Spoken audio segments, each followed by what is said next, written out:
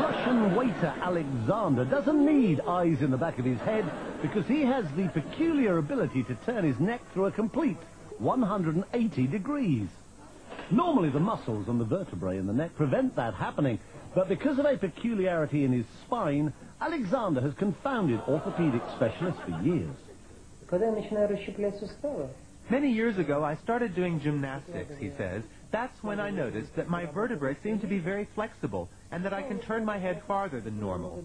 I worked at it little by little, going a little farther each time, and one day I was able to turn my head all the way around.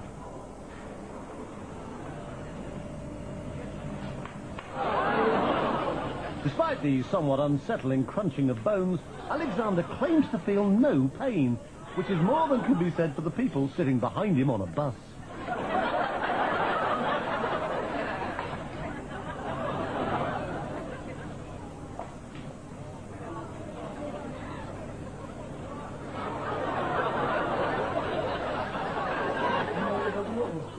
When I do it, it takes energy out of my whole body, he says. It requires 100% concentration.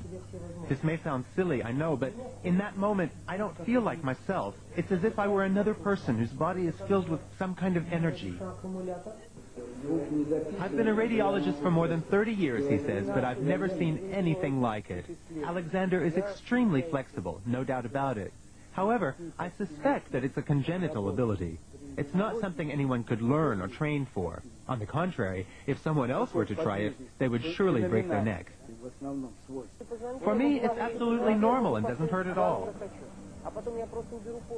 The fact that he can turn other people's heads as well, although obviously not as far, has encouraged Alexander to take his peculiar skill on a concert tour.